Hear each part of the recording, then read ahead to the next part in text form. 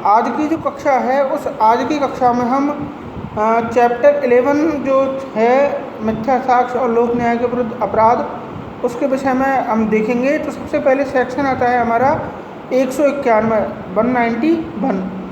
191 के अंतर्गत है मिथ्या साक्ष्य देना, गिविंग फॉल्स एविडेंस। तो मिथ्या साक्ष्य देने के अंतर्गत आएगा जो शपथ के द्वारा, अब शपथ को परिभाषित किया है सेक्शन 51 आईपीसी के अंतर्गत, या विधि के किसी अभिव्यक्त उपबंध के द्वारा सत्य कथन करने के लिए वैध रूप से आबद्ध है, लीगली बाउंड है कि वह जो भी कथन कहेगा वह सत्य होगा, या किसी डिक्लेरेशन करने के लिए, किसी घोषणा करने के लिए विधि के द्वारा वह आबद्ध है और वह कथन करेगा, वास्तविक रूप से वह जो कथन करता है वह मिथ्या है, या उसको मिथ्या होने का उस कथन का ज्ञान है, या उसका वह विश्वास रखता है कि ऐसा कथन मिथ्या है, तो वह मिथ्या साक्ष्य देना कहा जाता है। स्पष्टीकरण के अंतर्गत है कथन मौखिक भी हो सकता है और कथन लिखित रूप में भी वह हो सकता है, तो वह मिथ्या साक्ष्य के अंतर्गत आएगा। दूसरा है अनुप्रमाणित करने वाले व्यक्ति अपने विश्वास के बारे में मिथ्या कथन करता है, तो इससे मिथ्या कथन करने के अंतर्गत वह आएगा और वह मिथ्या साक्ष्य देने का दोषी हो सकेगा। अटेस्टेशन करने वाले व्यक्ति भी इसकी परिभाषा के अंतर्गत कवर अप किया जा सकता है। इसका जो दृष्टांत है इसके अंतर्गत है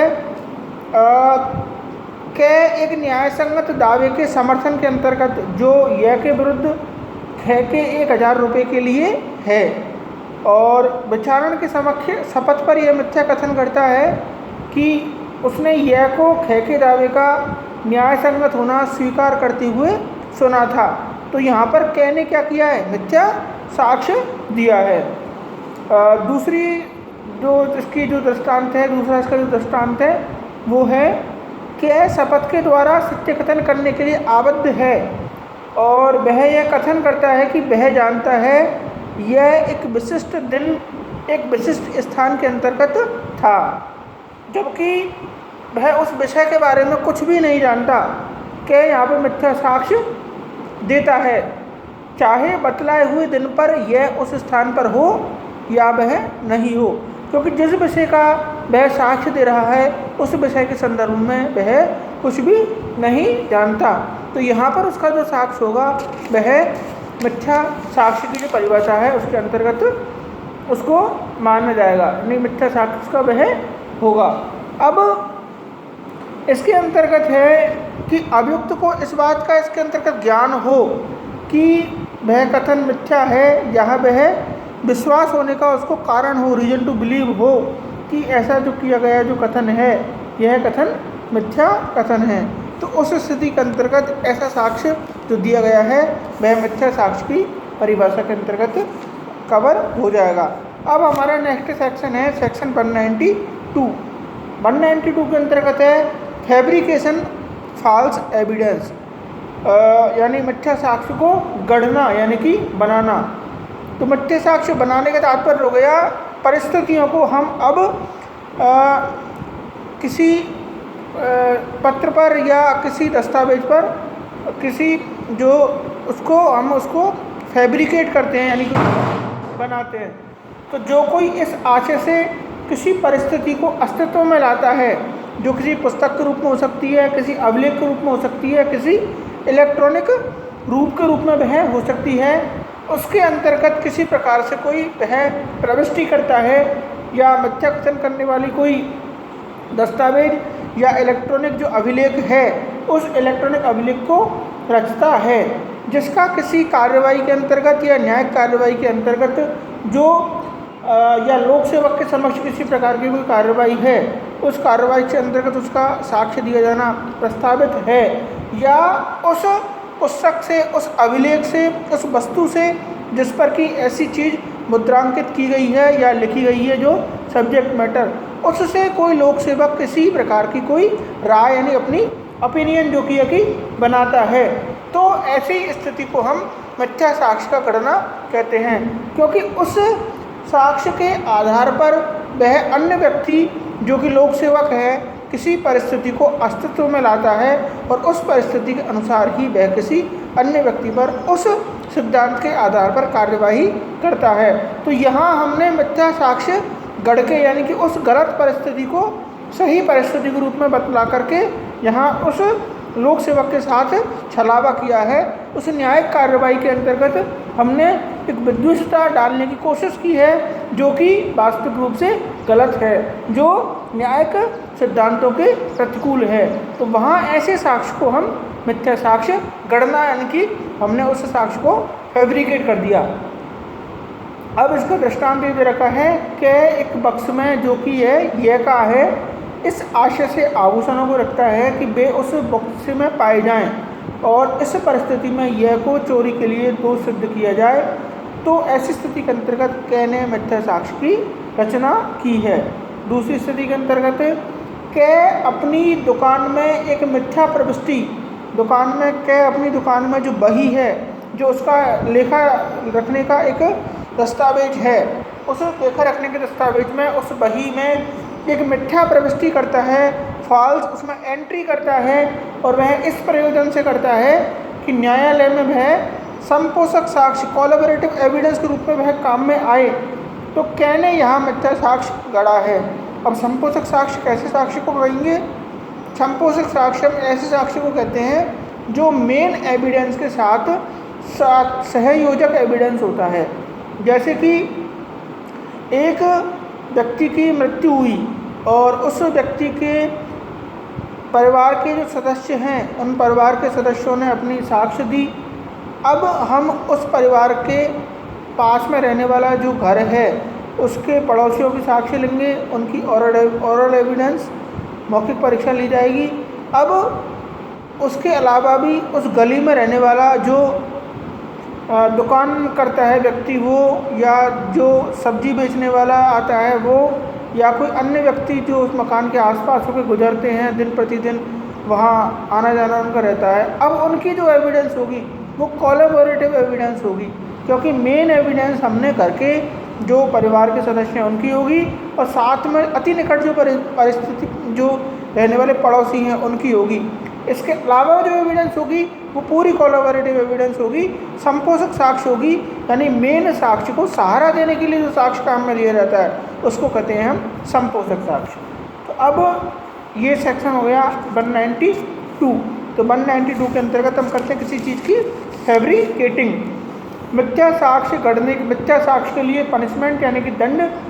तो मिथ्या साक्ष्य के लिए जो दंड है यानी कि जो सेक्शन 193 इसके अंतर्गत है, जो साक्ष्य किसी न्यायिक कार्रवाई के प्रक्रम में मिथ्या साक्ष्य देगा या किसी न्यायिक कार्रवाई के प्रक्रम में प्रयोग लाने के प्रयोजन से मिथ्या साक्ष्य गढ़ेगा तो वह दोनों में से किसी बात कारावास से जो 7 वर्ष तक हो सकेगा दंडित किया जाएगा और जुर्माने से दंडनीय होगा। तो अब न्यायिक कार्रवाई को 2 सब क्लोज 6 CRPC सेक्शन 1973 में डिफाइन किया गया है, जिसके अनुक्रम में वैध रूप से साक्ष्य लिए जाएं। ऐसी कार्रवाई को हम न्यायिक कार्रवाई जुडिशियल प्रोसीडिंग कहेंगे। लेकिन अब न्यायिक कार्रवाई से इतरोक्त ओविटर डिक्टा कोई अन्य प्रकार की कोई कार्रवाई है तो ऐसी स्थिति के अंतर्गत वह मिथ्या साक्ष्य देता है या मिथ्या साक्ष्य गढ़ता है तो वह कारावास 3 वर्ष तक हो सकेगा और जुर्माने से भी दंडनीय होगा।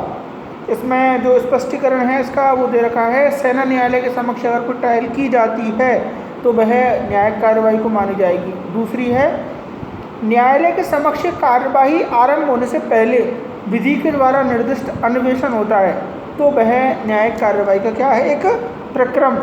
और स्पष्टीकरण जो तीसरा है उसके अंतर्गत है, न्यायालय के द्वारा विधि के अनुसार निर्दिष्ट और न्यायालय के प्राधिकार के अधीन संचालित अन्वेषण न्यायिक कार्रवाई का एक प्रक्रम है, चाहे वह अन्वेषण न्यायिक कार्रवाई के न्यायालय के समक्ष नहीं हो। यानी कि जुडिशियल अगर आपने परमिशन ली है और आप किसी प्रकार का कोई इन्वेस्टिगेशन करते हो तो उस इन्वेस्टिगेशन को भी हम न्यायिक जो कार्रवाई में सम्मिलित करेंगे और उस कार्रवाई के अंतर्गत भी आप किसी प्रकार का कोई एविडेंस देते हो जो कि फॉल्स फैब्रिकेटिंग है तो उसको 192 के अंतर्गत कवर करके हम पनिशमेंट दिला सकते हैं। इसमें केस लॉ भी इम्पोर्टेंट है।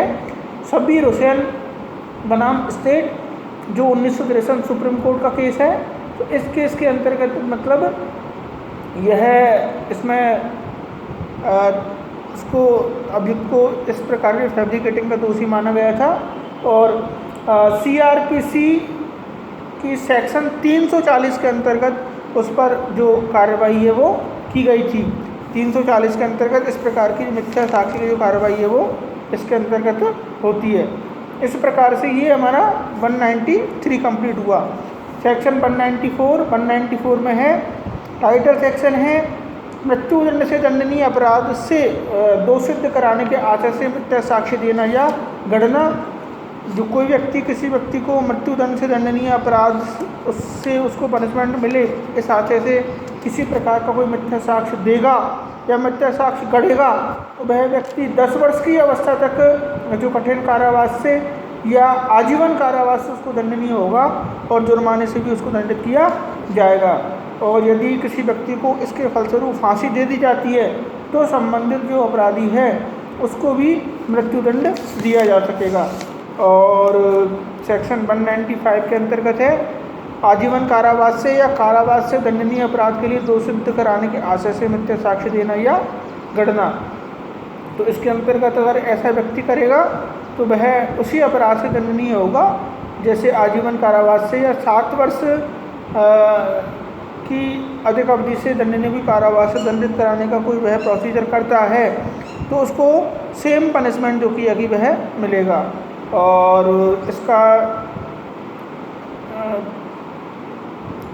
सेक्शन 195A के अंतर्गत है किसी व्यक्ति को मिथ्या साक्ष्य देने के लिए धमकी का देना। अब यह सेक्शन जोड़ा गया है 2006 के अंतर्गत। 2006 का एक्ट नंबर जो 2 है उसकी सेक्शन 2 के द्वारा उसको जोड़ा गया है और 16/4/2006 से इसको इसमें जो कि यह जोड़ा गया है इसको प्रभावी किया गया है। तो उसके अंतर्गत है धमकी देने वाली जो इसमें साक्ष्य के अंतर्गत कि किसी व्यक्ति को मिथ्या साक्ष्य देने के लिए धमकी देना। तो जो कोई किसी अन्य व्यक्ति को उसके शरीर, ख्याति या संपत्ति दिलाने के लिए जिससे कि वह व्यक्ति हितवद्ध है, बेनिफिशियरी है, शरीर को या ख्याति को उस व्यक्ति से मिथ्या साक्ष्य दिलाने के आशय से अपहानि कारित करने की धमकी देता है तो वह किसी भांति के कारावास से जो 7 वर्ष तक हो सकेगा या जुर्माने से या दोनों से उसको दंडित किया जाएगा। लेकिन निर्दोष व्यक्ति अगर इस प्रकार से दोष सिद्ध हो जाए और मृत्यु या 7 वर्ष से अधिक अवधि के कारावास से उसको दंडादेश दे दिया जाए तो जो व्यक्ति धमकी देता है वह उसी दंडादेश से दंडनीय होगा जिस प्रकार से एक निर्दोष व्यक्ति को हमने पनिशमेंट दिया था। तो इसका कंसेप्ट यही है कि चाहे कॉन्स्पिरेटर हो या क्रिमिनल कॉन्स्पिरेसी का मामला हो या किसी अपराध को करने का मामला हो, पनिशमेंट की जो परसेंटेज है वो इक्वल रहती है और हम उसको किसी प्रकार से चेंज नहीं कर सकते जब तक कि मामला अपवादों के अंतर्गत नहीं आ जाए। तो सेक्शन 195A भी कंप्लीट हुआ। सेक्शन 196 के अंतर्गत है उस साक्ष्य को काम में लाया जाना जिसका मिथ्या होना ज्ञात है।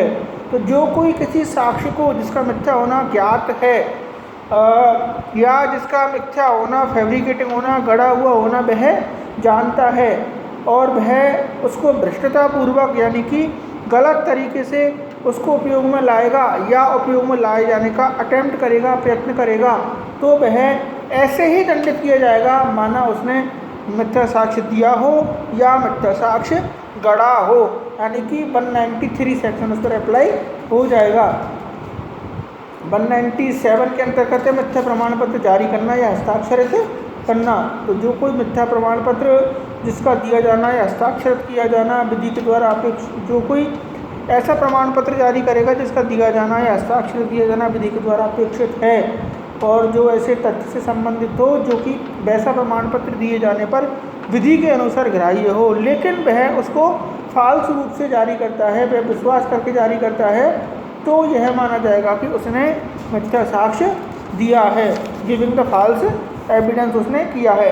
सेक्शन 198 के अंतर्गत टाइटल सेक्शन है प्रमाण पत्र जिसका मिथ्या होना ज्ञात है, साक्ष्य के रूप में काम में लाया जाना, सेक्शन 199 के अंतर्गत है। ऐसी घोषणा में जो साक्ष्य के रूप में विधि के द्वारा ली जा सके किया गया मिथ्या कथन। यहाँ डिक्लेरेशन में ही हम क्या कर रहे हैं, मिथ्या कथन।